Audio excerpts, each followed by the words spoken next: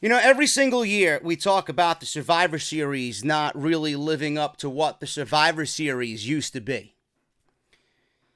You know, back in the day, Survivor Series used to be the one pay-per-view that I looked forward to most all year. You know, it was either that or the Royal Rumble. I've never really seen the grand spectacle that was WrestleMania. Even WrestleMania now, in the current day of WWE, doesn't even feel like WrestleMania. We, the fans, make WrestleMania weekend. Everything else surrounding WrestleMania makes it WrestleMania weekend. When we get to WrestleMania, 10 times out of 10, we're going to be disappointed. Because WWE doesn't really go full blast on storylines. They barely get by, and they get lazy, and they feel like they can put anything out there because it's WrestleMania. Just like everything else with WWE, when WrestleMania comes around, they're pretty much selling WrestleMania on its name. They don't give a shit what WrestleMania is as far as context or what's on the card. They don't give a shit about that. And if you guys don't see that, you got to start opening your eyes. But the Survivor Series and the Royal Rumble, they were two pay-per-views that were at the opposite ends of the pay-per-view calendar. Royal Rumble in January, the only time of the year where we get a big 30-man battle royal and everybody comes out in 2-minute intervals. And the winner of this thing, the last man standing, is in the main event. The main event of WrestleMania. And by main event, I mean last match. Not third, not fifth, not seventh. No, the last match of the night for the WWE Championship. Then you had Survivor Series. Survivor Series is a pay-per-view that was billed as 4 men against 4 men. It was built on Thanksgiving. It was the one time when we were all young that we looked forward to Thanksgiving. It was pretty much the only reason why I actually look forward to Thanksgiving. Otherwise, I fucking hate Thanksgiving. I don't give a shit about Thanksgiving, but I did give a shit about it when WWE was presenting the Survivor Series on Thanksgiving Eve or Thanksgiving itself. 4 men versus 4 men. Good guys versus bad guys. Feuds. And people joining forces together to take out the bad guys.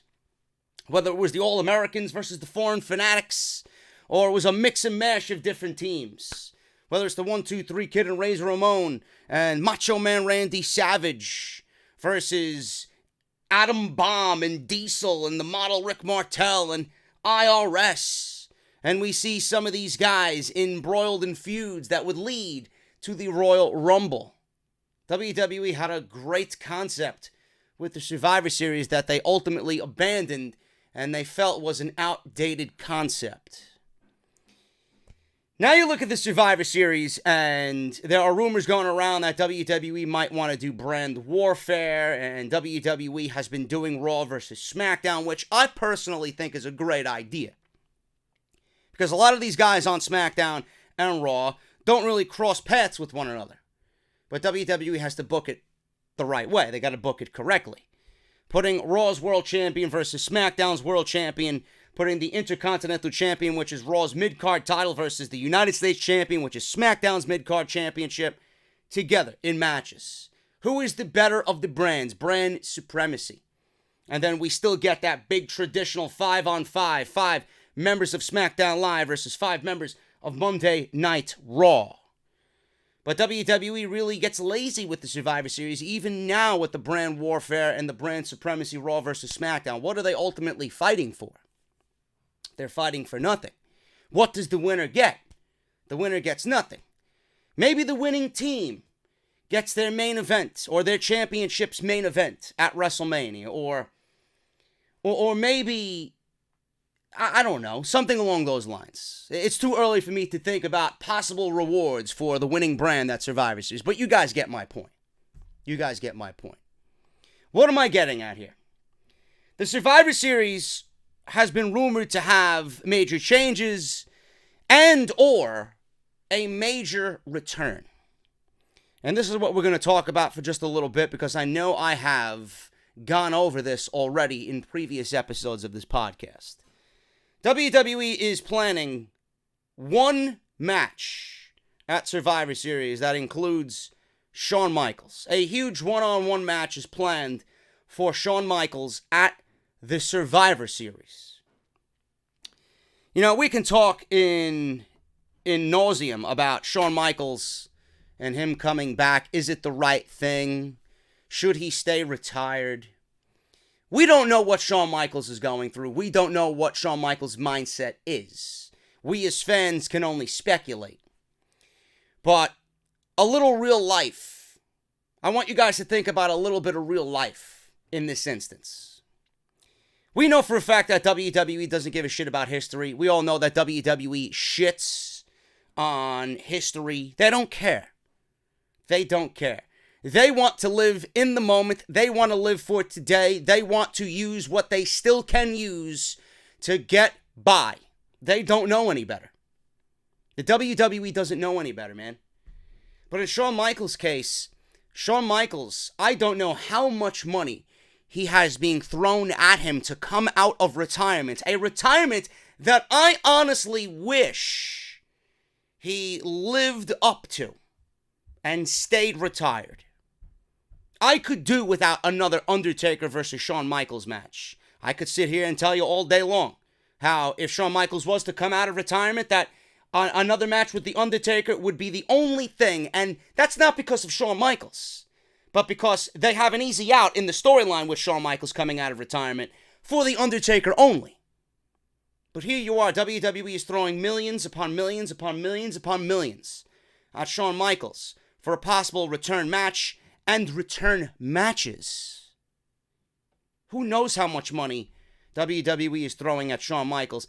And if WWE was throwing money like they are at Shawn Michaels to you, and you were retired for 8 years, could you honestly look me in the eye and say to me, JD, I'm going to walk away from what could be 10 million plus to come back for 5 matches and do little to no work? The last 8, 9, 10 years, I haven't seen this type of money at all. Could you look me in the eye and tell me, yeah, JD, I'm going to stay retired and I'm going to walk away from Vince McMahon's $10 million to come back for a 4 or 5 month stretch and return to WWE? Could you honestly tell me that? I don't think so. Little dose of reality in that, man. Nobody watching me or nobody listening to me and nobody in the industry would walk away from $10 million plus. Shawn Michaels is probably making upwards of $2 million easy per match. Easy. Easy. Otherwise, the guy would have been retired. Still. No one's going to walk away from that type of money. Now, on the other hand, I mean, we as a community can talk about how Shawn Michaels should stay retired. And I honestly think he should stay retired. How him coming out of retirement just completely ruins the entirety of what he built over the last 8 years. Is disrespectful to The Undertaker. Kind of takes away now, looking back at what they did at 25 and 26 WrestleMania. It takes away from it. It ruins the integrity of what was built. The only man I would have Shawn Michaels come out of retirement for is The Undertaker. So we can sit here and say over and over and over again how we don't like it. I don't give a shit. This is the wrong idea. This is the wrong time. He should stay retired. Every excuse in the book. Every excuse in the book. We can sit here and say how Shawn Michaels coming out of retirement is desperation for WWE. This is a desperate time for WWE that they have to dip into the nostalgia cookie bag. And how they have to bring back talent from that era to still sell tickets to these major shows because the talent that they have on the roster right now isn't even a fingernail compared to what Shawn Michaels, Triple H, The Undertaker, and Kane were to their era. We can all sit here and say they're bringing back Shawn Michaels because nobody on the current roster is even a fourth, a tenth of the superstar that was back during the Attitude Era. That they're merely using Shawn Michaels to sell these stadium-like shows in Australia and in Saudi Arabia. We can all say that, and by all accounts, that is indeed true. It is definitely true. But I'm not going to sit here and bullshit you guys. I never do. I'm going to embrace the Shawn Michaels coming out of retirement, even though there's a laundry list of reasons why I don't think he should come out of retirement. If we're getting another match with The Undertaker, I'm all for it. Because that storyline has been brewing in my head for the last 8 years. What if? We're finally getting the what if. We are going to get the what if. And Shawn Michaels, in my eyes, is one of the best, if not the best, professional wrestler of all time. So for Shawn Michaels to come back and still wrestle today against some of the names that we've only dreamed about him wrestling with, why would I ever turn the other cheek on a Shawn Michaels Johnny Gargano match?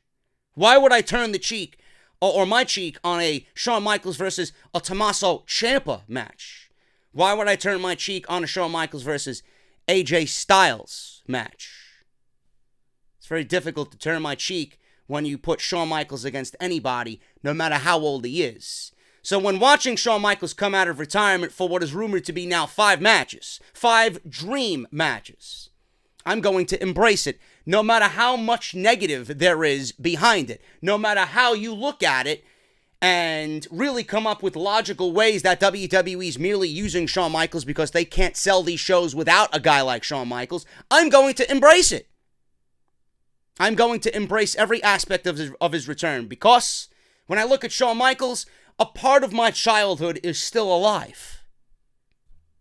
Why would I ever not embrace something with professional wrestling that's been with me for over 30 years? Why would I look the other way from something that is coming? It's inevitably coming. It's going to make me feel like I was 10 years old again.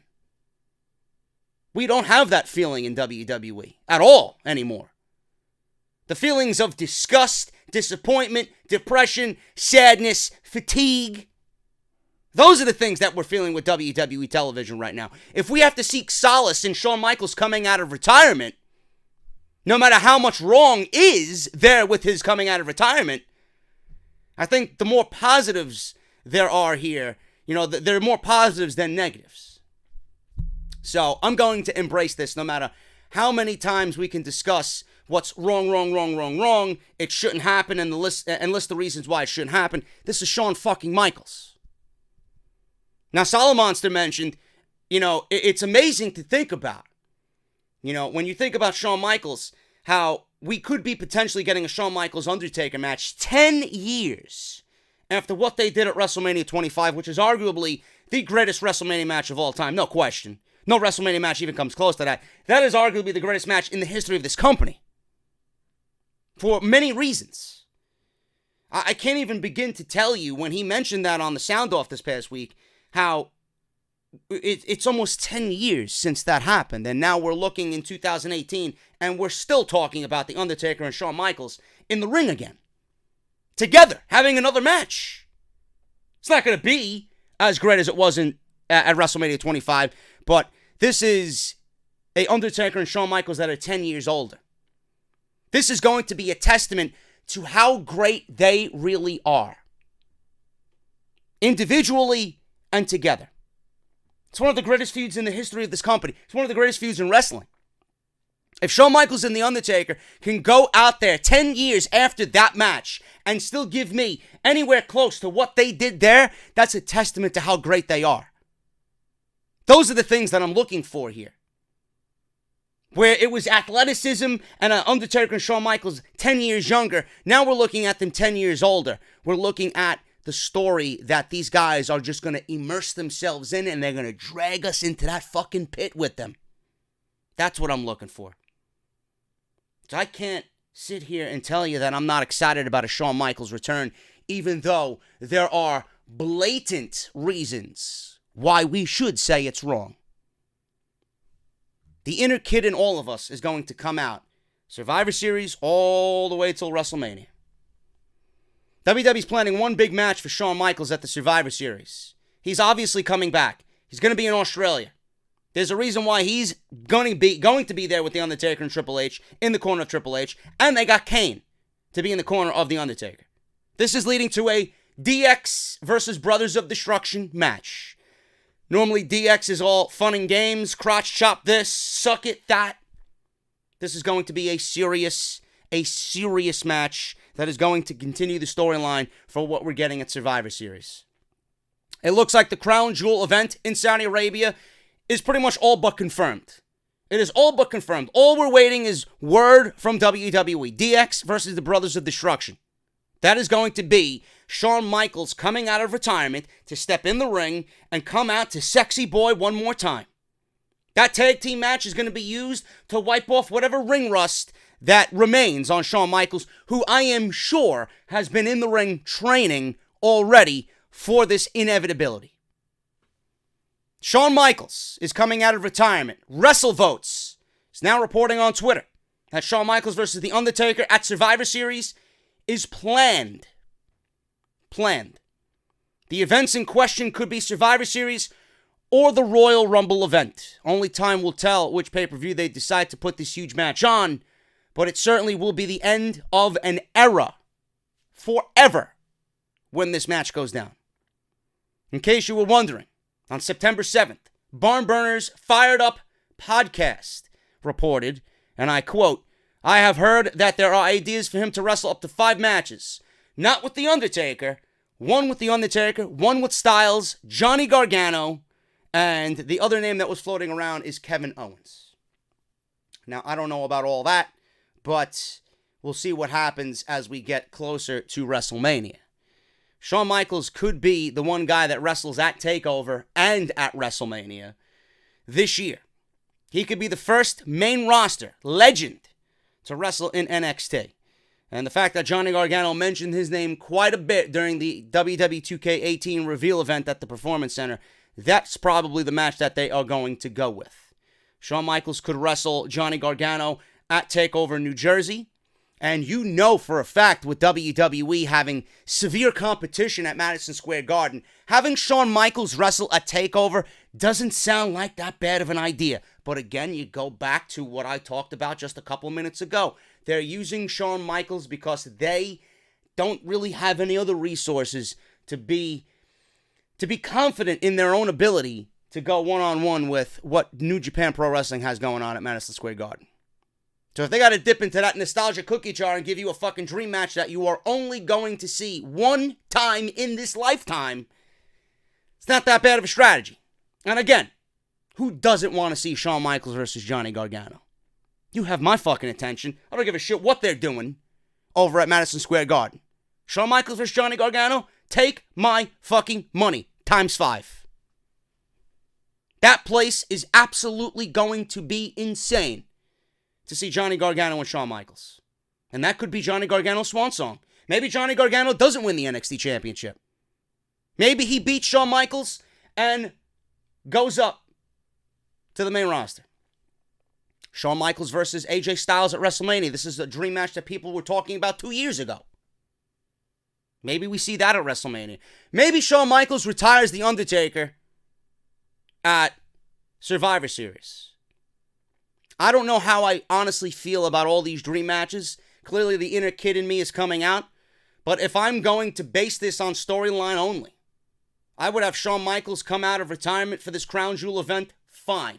Again, I state once again, you can list a laundry list of reasons why I wouldn't want him to come out of retirement for a bullshit show like that. What I do want is one thing and one thing only. If Shawn Michaels is going to have one-on-one match, it should only be one-on-one match. You don't need to sell the Survivor Series. You don't really need to sell the Royal Rumble.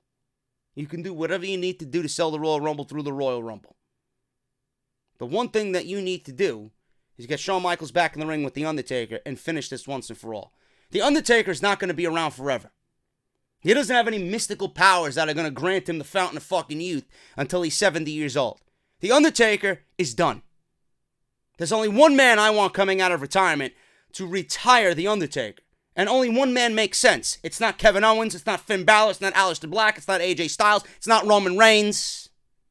It's Shawn Michaels. Shawn Michaels at WrestleMania versus The Undertaker. That's what needs to happen. I don't want to see it at Survivor Series. I don't. But if WWE wants to continue this storyline month after month after month, we're going from September to October to November. If we're going to get Shawn Michaels versus The Undertaker, and The Undertaker is going to retire at the Survivor Series, then he's not going to be at WrestleMania. I don't know. This match needs to be a retirement match. You're not putting these men in the ring for no reason at all. There needs to be a retirement. Shawn Michaels needs to retire The Undertaker. The Undertaker needs to go away. And Shawn Michaels' hands are the only hands I want doing that. I don't know, man. This is a very, very conflicting report. And I don't mean their sources. I know all of this is happening. I know for a fact all of this is happening. But the conflict comes from the community and the wrestling world. Half of us don't want to see Shawn Michaels come back at all for reasons I gave you. The other half want to see Shawn Michaels come back and retire The Undertaker. Then maybe somebody else retires Shawn Michaels. I don't know. WWE has a lot of thinking to do here. They have a lot of thinking to do. I think everything should lead to The Undertaker. Honestly. I think Undertaker versus Shawn Michaels needs to happen at WrestleMania. If you want to bring Shawn Michaels back for 5 matches, fine. Fine. Have him go against everybody you want to put him up against. The end-all, be-all needs to be The Undertaker. Simple as that. Maybe we get Gargano and Shawn Michaels at TakeOver, and then we get Shawn Michaels versus The Undertaker at WrestleMania. Very, very difficult decisions ahead for the WWE, man. But WWE is planning one more match for Shawn Michaels, and according to sources, it will be at the Survivor Series. I think that's ass backwards. I really do. You want to get the one-on-one match with everybody? Get it in. But the end-all, be-all, the end of the road for both guys needs to be at WrestleMania. Undertaker and Shawn Michaels. This is Off the Script. Thank you guys so very much for all your support. We're going to hit the intro. We're going to get to the rest of the news this weekend because there isn't much to talk about. But this is Off the Script, episode 241, part number 2 for your Saturday. Don't go anywhere. We will be right back, right here on Off the Script. Off this shitty fucking product by coming on here and speaking the fucking goddamn truth about this fucking filth. And I can book a better show taking a fucking dump after eating my fucking Chipotle chorizo with extra cheese. I don't give a fuck what anybody has to say. Have I ever? Of course not. WWE is great, man. Fuck you, Japan, and Kenny Okada. Johnny! What is it, man? Can I suck your dick? What is it, man? Well, this is the #1 fucking podcast. Right here on YouTube.com!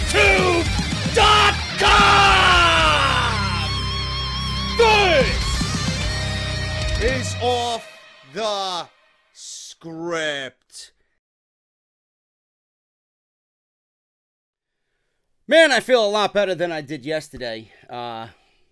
Just a lot of frustration yesterday. Something that I just had to get off my chest because it's been one of those weeks, man. Everybody has one of those weeks. It's just a bunch of fucking nonsense, and I just needed to air my grievances here. And this is my platform, really, man. This is my way to express what I'm feeling on most weeks, and it just came off on yesterday's podcast. So I hope you guys enjoyed what was yesterday's show. Episode 241 was part number 1 to start your Fridays off. If you guys missed that, link will be in the annotation along with everything else that you might have missed this week. Raw, SmackDown, NXT, Mae Young Classic, which YouTube fucking killed. I don't know what the fuck happened with that. Last week we did over 9,000 views. This week, barely 4,000. So I know for a fact WWE Mae Young Classic review was just completely fucked over. So go check that out if you guys have missed any of that. We talk about Io Shirai and her WWE debut and what I thought of her first impressions and everything else that happened in that particular episode number 4, which was headlined by a great match with Rachel Evers. So please go and check that out, guys, if you missed that. And then on NXT, we talked about Adam Cole lobbying for a rematch against Ricochet for the North American Championship, but he's getting Ricochet and Pete Dunne in a package deal, which is inevitably going to set up War Games. So if you guys missed all of that stuff, go check it out live on the channel right now. So anything that you missed is right there in the annotation.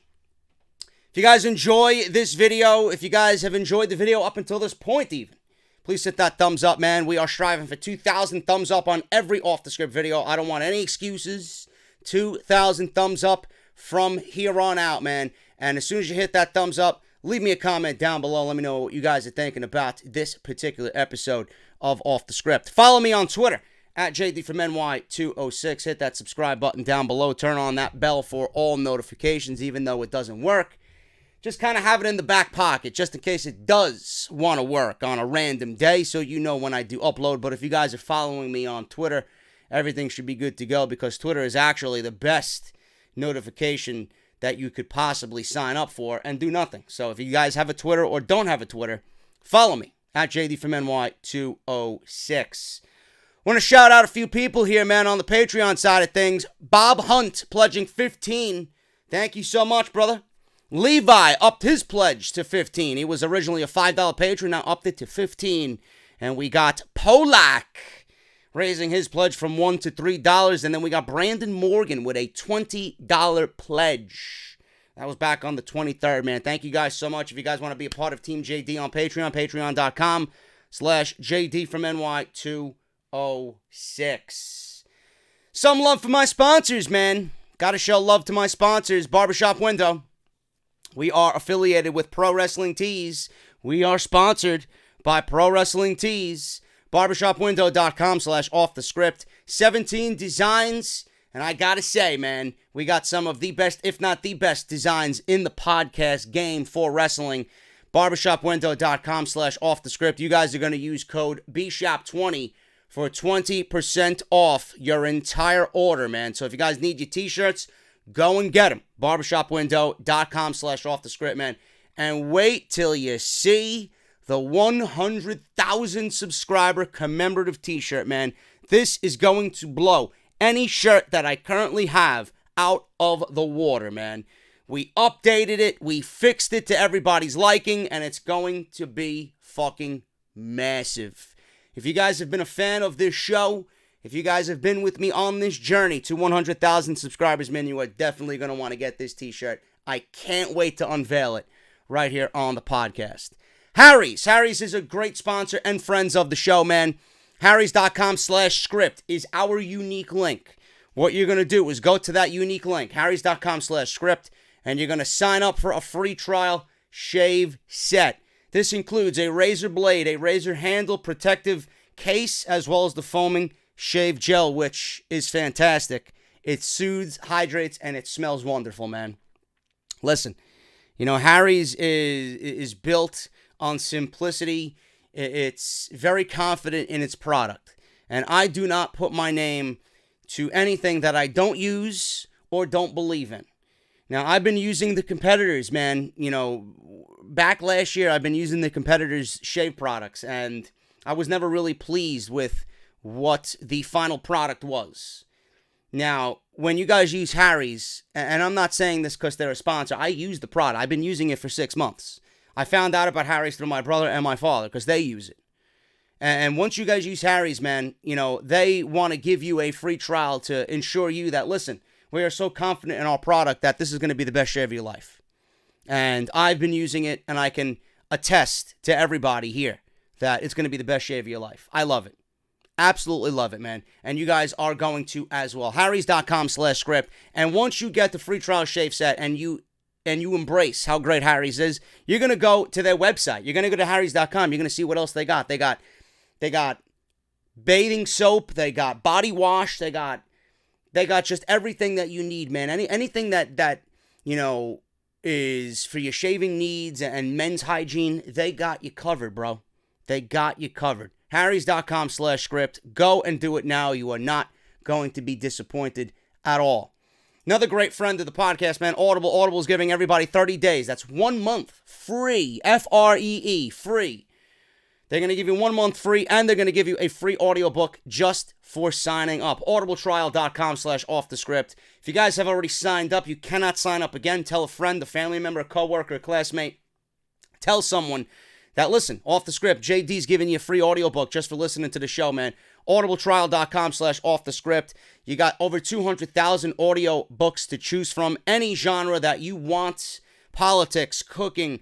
You know, you got science fiction, sports, entertainment, romance, crime, anything you guys want, man. It's on Audible. audibletrial.com/offthescript. And if you feel after 30 days or even after a few days, if Audible's not for you, you guys can cancel at any time and you still get to keep your audiobook for free just for trying out the service, man. audibletrial.com/offthescript.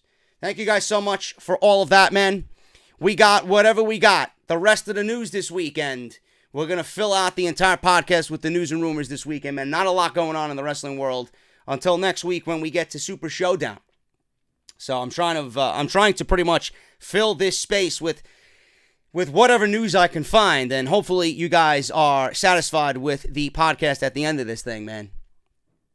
We're going to start off with a few stories that are follow-ups to what I've already discussed, whether it was yesterday or whether it was something on last week's show, man.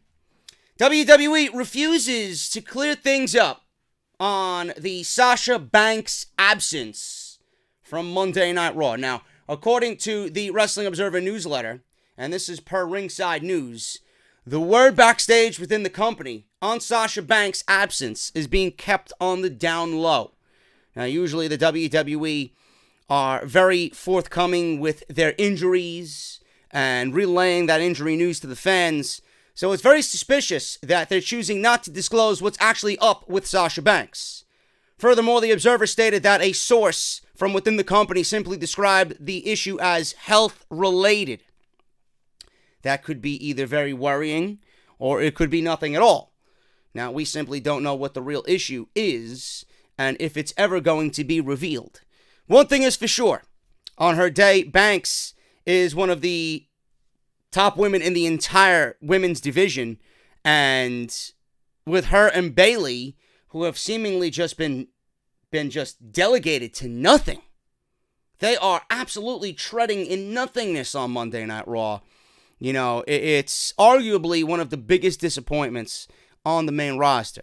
Now, if she is out for the foreseeable future, it would be a horrendous thing for WWE right now, a timing thing being that WWE Evolution is coming up, and I know Sasha Banks would love to be a part of Evolution. At this point, you know, I've made my my statements on this. I've aired my grievances about Sasha Banks. I think it's terrible. Somebody clearly in the company does not appreciate or like Sasha Banks at all. I mean, when you got Alexa Bliss, who's done really nothing for the women's revolution, nothing at all, and you got someone like Sasha Banks, who every single person in the industry looks at her match with Bayley. They go back and look at nothing that Alexa Bliss has done. Meanwhile, Alexa Bliss gets the match with Trish Stratus, and Sasha Banks doesn't even have a match announced yet for Evolution, which is a little disheartening. Sasha Banks is probably the best female performer on the main roster. Outside of Asuka, Sasha Banks is right there at the top. And I don't understand why there is such a lack of Sasha Banks on this television program. Now, we don't really know what's going on with Sasha. I mean, it's all speculation at this point. There have been rumors that she's pregnant. There have been rumors that maybe she's in the doghouse and WWE took her off TV and that they suspended her quietly until further notice. We don't know. Some people have used her appearance on MTV's Wildin' Out as a way to kind of make an excuse for her being off television. She's going to be debuting on, I think she actually debuted on yesterday, Friday night, on MTV's Wildin' Out, which I don't see why that would be a thing. Now, I don't know when that was filmed, but clearly Sasha Banks looked, especially in the coming attraction, she looked fine. Nothing seemed to be bothering her there. She seemed to be good old Sasha Banks. So I don't know what's going on with Sasha Banks at all. But all I can tell you is WWE is missing the fucking boat on Sasha. You know, they sent Bayley and Sasha Banks into a storyline that had everybody excited. A storyline that really should have been built over the Women's Championship and was not. They sent these two women to fucking Dr. Shelby's office. They sent these two women to go seek therapy. You know, everybody watching this show on Monday night needs fucking therapy after sitting through a 3-hour session of Monday Night Raw. Never mind Sasha Banks and Bayley. I need therapy watching this show every Monday, and I keep going back to it. You know? If I didn't have this show, I wouldn't do Monday Night Raw. Or I wouldn't watch Monday Night Raw. I don't give a fuck about Monday Night Raw. WWE dropped the ball on Bayley. They dropped the ball on Sasha Banks. You know, they are more diva-driven. That's why Alexa Bliss is getting the match with Trish Stratus. And I have a story on that. You know, they're pushing the Bellas. They're pushing Nia Jax, Alexa Bliss, Alicia Fox. It's all bullshit. And I made this a big thing already on last week's show, and I don't want to reiterate or repeat myself. The women's revolution is a joke. Because if it was the way that we intended it to be, or hoped it to be, Sasha Banks would be at the forefront of what's going on right now. Everybody that you want to see in the revolution or have a major part in the revolution doesn't. WWE is pushing Total Divas. And the funny thing about Total Divas is episode 2 did almost 70,000 less viewers than episode 1. I pray to everything that is holy, because these women aren't going to be out of a job. I pray to everything that is holy that Total Divas gets canceled. I really do. Because that would be a wake-up call that we don't want whatever you are trying to push. It's failing. Nobody wants divas. We want to legitimately see what we're seeing with the Mae Young Classic. We want to see women's wrestling. We don't want to see women portrayed as divas or eye candy. And that's what WWE is still ushering into the audience. We want to see women like Bayley, women like Sasha Banks, who want to wrestle. Simple as that. Sasha Banks, I don't know why she's absent from WWE television. Speculate and formulate your own thoughts on why she's out. We can only speculate at this moment, but I don't think Sasha Banks is hurt. I don't think she's hurt at all. Because if she was hurt, somebody within the dirt sheet realm would have honestly said something by now, and it would have been out there in the public. So I don't know what WWE's true intentions are with Sasha Banks. All I hope is that one day they realize what they have with this woman. And if I'm Sasha Banks, I could take my talents elsewhere and say, fuck you, WWE. I'm not standing for this bullshit anymore. I know she didn't sign up for this. She didn't sign up for this. I don't even think a move to SmackDown Live would benefit Sasha Banks at all. Maybe just a little bit, but I mean, the same shit's happening over there that's happening on Monday Night Raw. Look at Asuka. And if they're treating Asuka that way, what do you think WWE's going to do with Sasha Banks if she goes over to SmackDown Live? If WWE treats Asuka like this, or has treated Asuka and has withered Asuka down to nothing like this, what do you think is coming for a Bianca Belair? Or a Io Shirai? Or anybody coming up from the Mae Young Classic? Doesn't really give you a good sense of excitement. It's just a defeated attitude when it comes to these women, because they don't know how to book them. You got some people in the company that want to book women's wrestling. You got the majority of the people in this company that want to book divas, and they want to push them as divas. Bullshit. It's disgusting. The women's revolution's a fucking joke. It really is. It's no revolution. It's a de-evolution of the women. That's all it is. Speaking on Alexa Bliss states why she deserves the match with Trish Stratus at WWE Evolution. And this is one of those political answers. This is one of those political answers that they were probably told to give if the question is brought up in whatever interview she is sitting down with at the WWE Performance Center. Bliss actually spoke to someone by the name of Alex McCarthy. I don't know who he is, nor do I give a shit about who he is. About her upcoming match, and explain why she might be getting this opportunity against Trish Stratus. After all, she is no longer a champion and didn't get to face Stratus in January with the rest of the women's division. So it only seems fair enough to allow this dream match to take place this time around. Now she says, and I quote, "I saw it on Twitter like everyone else. I saw it pop up on Twitter, the graphic, and I was like, oh, someone photoshopped that. I thought it was legitimately photoshopped, and then I saw WWE tweeted a short time after, and I was like, oh my gosh. I see all the tweets where people are saying they would rather have it be other superstars, this and that and the other. It wasn't anything I asked for. I don't like to ask for things. Bullshit. I call her bluff on that. Of course she asked for that, and of course they gave it to her. She's not going to tell you that, oh, I asked for it, and I got it. She's going to say and be innocent in this entire thing. Well, I didn't ask for it. WWE just gave it to me. I like to have the opportunity present itself and take advantage of it. You know, the company, they're not going to. If I knew, I could have asked for a match with Trish, and I would have asked for it a long time ago. I would have been like, as soon as I walked in the door, can I have a match with Trish Stratus at WWE Evolution? I'm very grateful for the opportunity at Evolution to be in the ring with Trish. And, you know, everyone's had that opportunity already to be in the ring with her because the Women's Royal Rumble, you know, me and Charlotte weren't a part of that. We were holding titles at that point. And my thing is, I know certain people like Sasha Banks wanted to have this match, and the audience wanted those people to have this match, but they've already had that opportunity, and they got to be in the ring with her, and I'm just grateful that now it's my turn to have that opportunity, and it's going to be awesome. End quote. That is such a crock of shit answer. She didn't ask for the match. She asked for the match. WWE heard her, and they granted it to her. WWE had only one woman in mind when it came to Trish Stratus, and that was Alexa Bliss. Simple as that. That is a bullshit political answer. They're not going to tell you what you want to hear. They're always going to pussyfoot and dance around the actual answer. Oh, I didn't ask for it. Of course you asked for it. Someone in WWE doesn't like Sasha Banks. Sasha asked for it and was denied.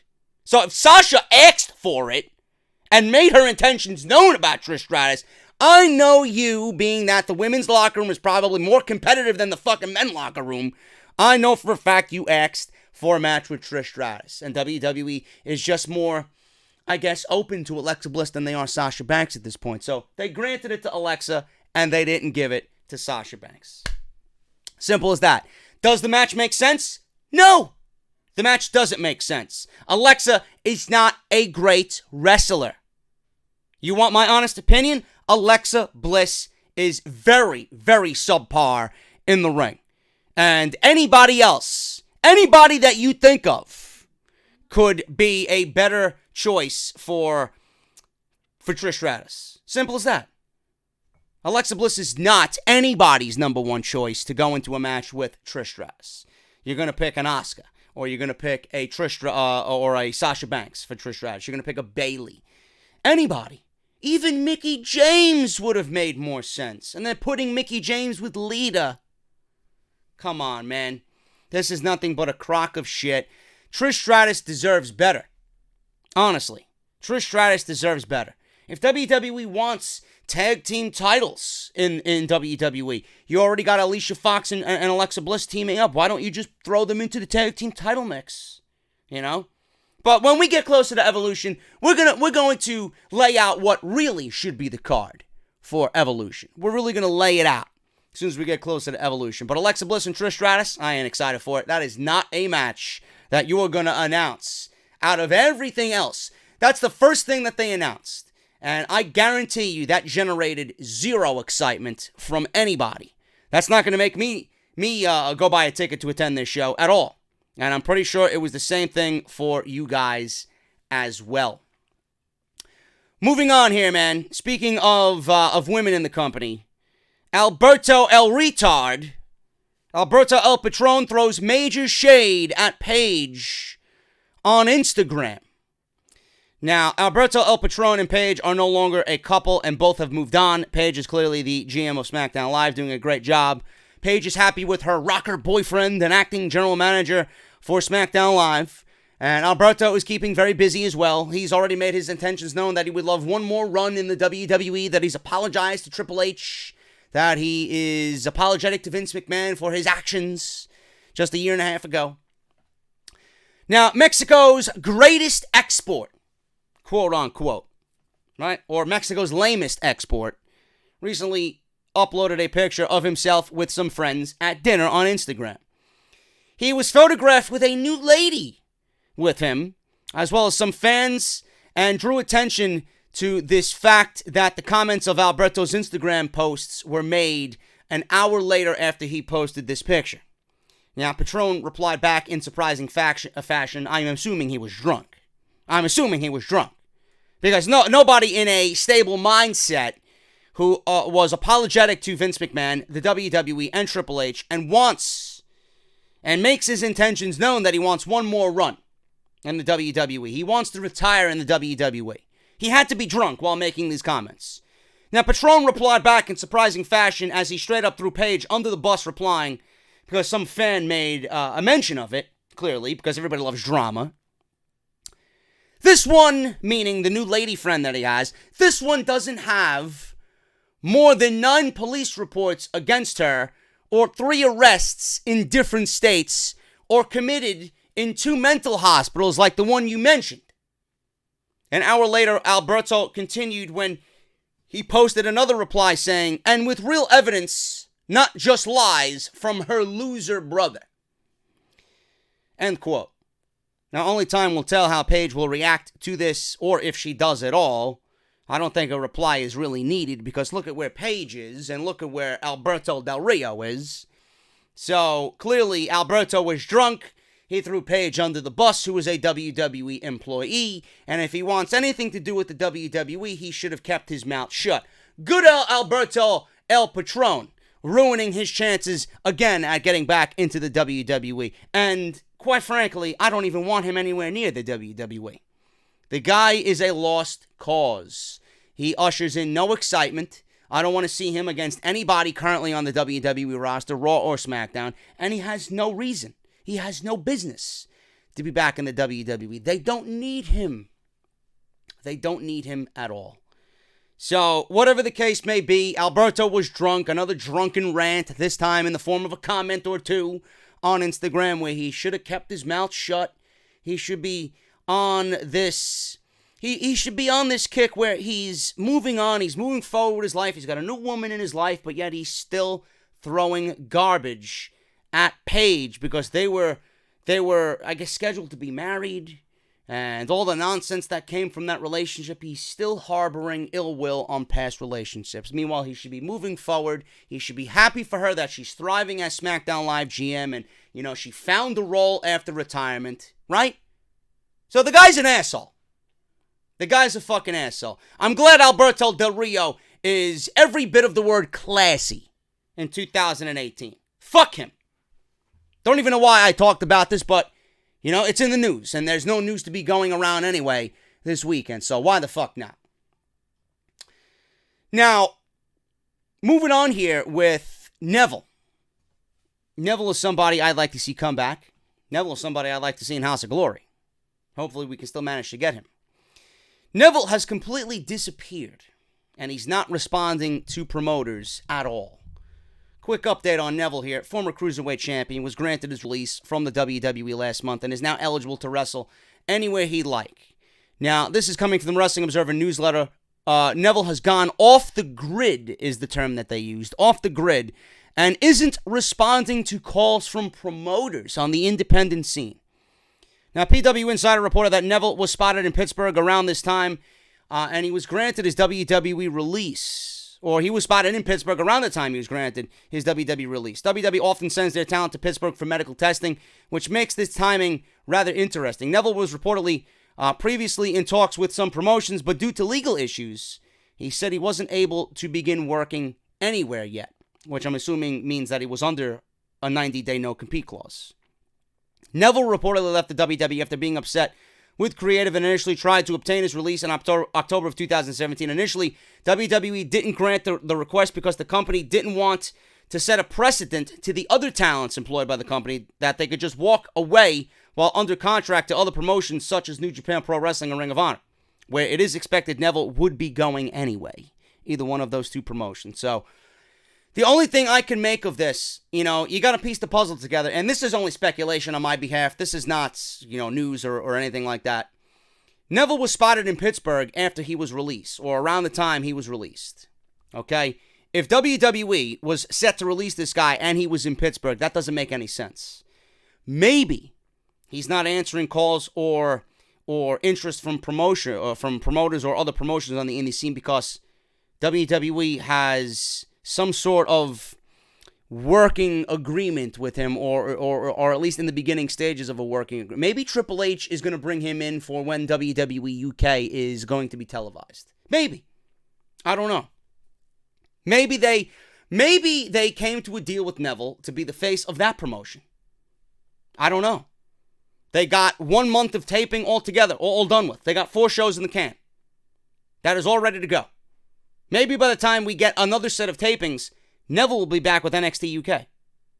And it's going to throw the internet for a fucking shitstorm. I don't know. I'd like to see Neville compete. I think Neville is too talented to just be sitting at home. But him, around the time of his release in Pittsburgh, seeing WWE doctors, for what? I don't know. It just sounds very fishy to me. And if Triple H has shown you in the past that, he has ways of bringing talent back to the company and giving them a new lease on life, why couldn't he do the same thing for Neville? WWE, Triple H is not going to let, Vince McMahon is not going to let talent go to New Japan. They don't want Neville showing up at Madison Square Garden. They don't want Neville going to Ring of Honor. They don't. That's bringing more awareness to the indie scene. That's making somebody else a little bit more powerful. And he's actually made a name for himself more so being absent and sitting out and walking away than he has while competing in the WWE. He's an even bigger name now than he was when he was competing. Because he did something and stuck to his guns that a lot of people in that company wish they could do. And now he's better off for it. And a bigger name because of it. You don't think WWE knows that? You don't think WWE knows that Neville is a fucking hot commodity right now? They don't want him anywhere near New Japan. At all. Triple H is probably trying to get him to some working agreement with the WWE and bring him back on an NXT level. Which would be fucking great. So we'll see what happens, man. Neville right now disappeared again. Not responding to promoters. Maybe it has to do with the 90-day no-compete. Maybe it's because WWE is trying to bring him and reel him back in. We don't know. We're going to have to wait and see what happens with Neville. Speaking of the indies, WWE had a meeting with Impact at Titan Tower at the WWE headquarters, man. There aren't many details on the meeting between WWE and Impact Wrestling from a couple of weeks ago. I didn't report on it because there was really no news on it. Now there's news on it. The original reports from PW Insider and Mike Johnson suggested that the Impact meeting at WWE headquarters was a meeting requested by WWE. Triple H was there, and he spoke with Ed Nordholm and Scott D'Amore from Impact. Don Callis was not there. No deal of note came out of the meeting, and there are no signs pointing to Impact selling the company. Impact has been able to cut down on their expenses significantly, so they are no longer bleeding money like they were in 2017.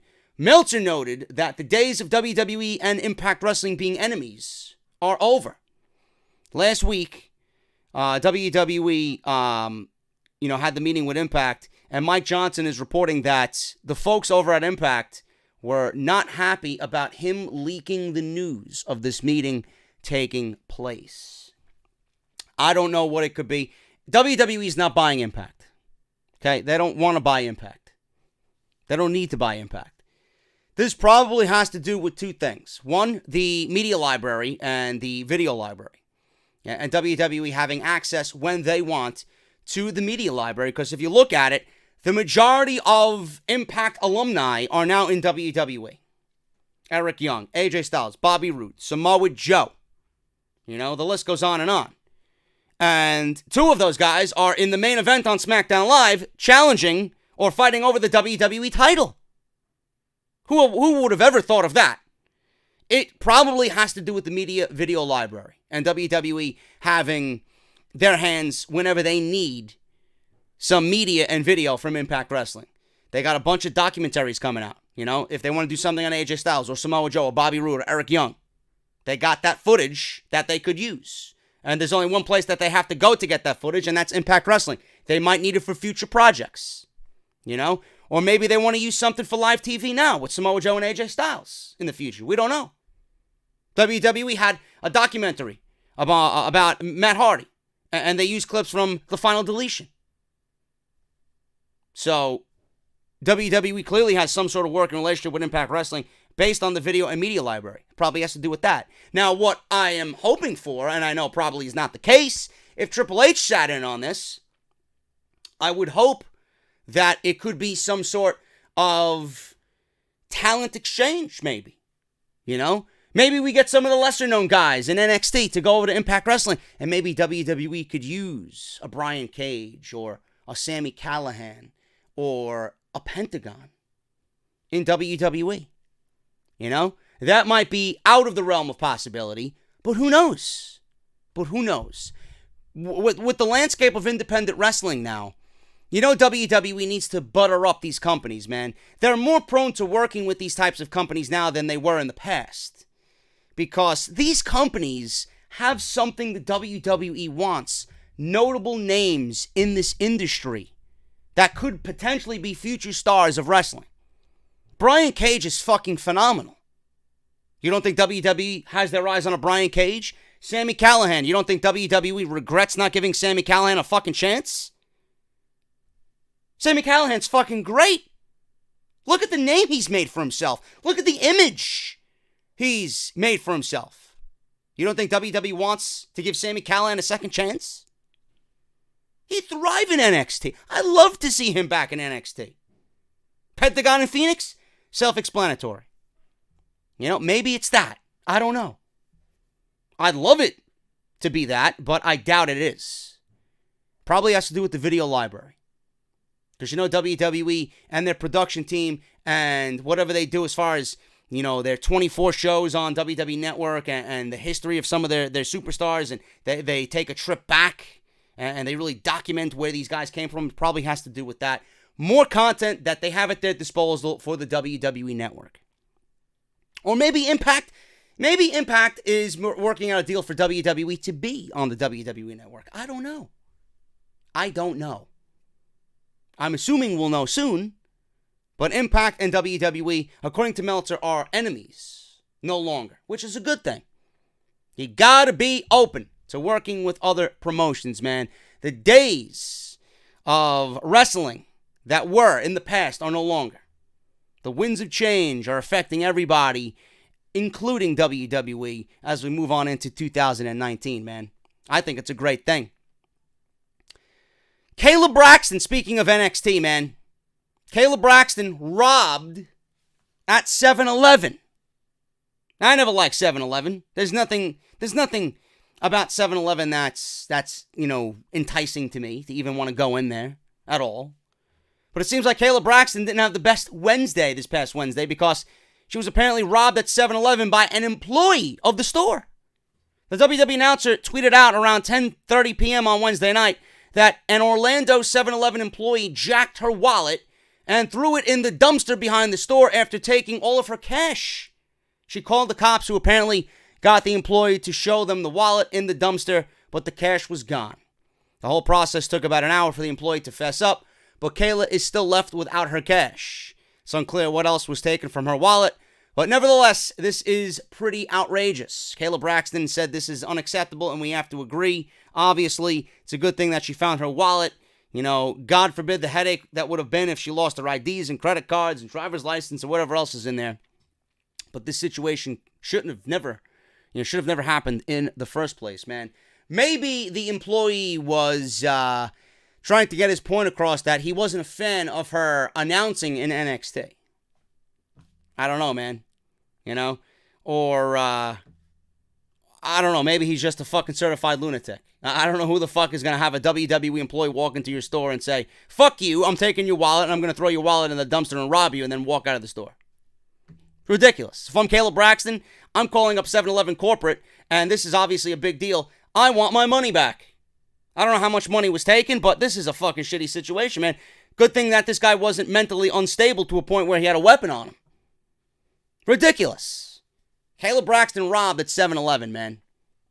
I have no idea, man. People are just fucking ridiculous. Finally, we're going to end with this, man, because I don't have much of anything else going on here. Believe it or not, Vince McMahon is very high on one particular segment from Monday Night Raw. Now, you might have loved one segment on Monday Night Raw this week, and that was the tag team title match between Drew McIntyre and Dolph Ziggler versus The Revival. Now, the Raw tag team title scene hasn't been the same since Drew McIntyre and Dolph Ziggler picked up the titles. After all, there is a huge difference between them and the B team. Since the B team has been apparently kicked to the curb, finally, the Revival stepped up and gave it all they had in the allotted time they were given on Monday Night Raw. In reality, it was a great tag team title match with pretty much little room to complain. In fact, Dave Meltzer commented during Wrestling Observer Radio saying that Vince McMahon was very high on the match. Only time will tell what happens next, or if the Revival might get a renewed push due to their past efforts. But at least Mr. McMahon seemed pleased with what was going on Monday night. This is a great thing. This is a great thing, man. You know Vince McMahon right now has hands on with this Dogs of War Shield nonsense that's going on. And it's a Vince McMahon idea to put Drew McIntyre and Dolph Ziggler together as a pairing. And I'm sure it was a Vince McMahon idea to make them the tag team champions on Monday Night Raw. So if Drew McIntyre is a Vince McMahon guy, if everybody has eyes on Drew McIntyre, and Drew McIntyre is going to be the next big thing, and this pairing is a Vince McMahon idea, and a Vince McMahon idea is in there with a Revival, and they exceed his expectations, you know he's going to have keen eyes on what he is trying to tell with his guys. And by chance the Revival is in there, they knew this was an ample opportunity, a great opportunity to pretty much open eyes to somebody in the company. And that's exactly what they did. Good on them. The Revival is too good to be wasted away. They are one of the best tag teams in the world if given the opportunity to showcase that. You talk about Rollins and Ambrose at Hell in a Cell with McIntyre and Ziggler. If the Revival were given that much time, they would have given you the same match, if not better, at Hell in a Cell. And the fact that people were into the match on Monday night and buying the near falls should open Vince McMahon's eyes even further to the Revival. I can only hope that this means the Revival is going to be looked at as serious tag team contenders and a serious tag team in general. This is a good thing. Now, I don't understand why it took Vince McMahon this long to open his eyes to the Revival. All you have to do is go back and watch NXT, which serves another purpose. I don't think anybody in WWE on the main roster, Vince McMahon included, is even watching NXT. I don't think he cares. That's Triple H's baby. Vince is signing the checks, and there you go. Do what you got to do. Call me when you got someone who's ready to call up. That's all I give a shit about. And if changes need to be made, if I don't like it, we'll Vince McMahon them up. So I don't understand why it took so long for Vince McMahon to open his eyes to the Revival here. I think everybody's eyes have been open to the Revival since they made their main roster debut. Yeah, they've been floating in a sea of fucking garbage ever since. If this was the one thing that needed to happen, good on them. Even though they lost, it should be looked at as a victory. Because Vince McMahon now knows what the Revival is capable of, and hopefully that leads to more opportunities in the future. Very, very good thing for the Revival, man. I'm getting out of here. Thank you guys so very much. Hope you enjoyed this episode of Off the Script. I apologize in advance. There is no more news for the weekend. This may be it for Off the Script. If I have 4, 5, even 6 stories to go off for Sunday, if I get as many as 5 stories for an Off the Script Part 3, I'll do a Part 3. If not, I'll probably double upload Spider-Man for you guys so we get Part 6 and 7 of Spider-Man because they're already in the bag, ready to be uploaded. But other than that, man, this may be the end of Off the Script for the weekend. So I got nothing else. But keep an eye and an ear on Twitter, man. At JD from NY206. Make sure you guys keep an eye and an ear on Twitter. You will definitely know what I have in store for Off the Script or if there will be another one this Sunday. Please make sure you guys subscribe down below. Turn on that bell for all notifications. Please check out anything that you might have missed this past week. Mae Young, NXT, Raw, SmackDown, Spider-Man uploads, all there for you guys.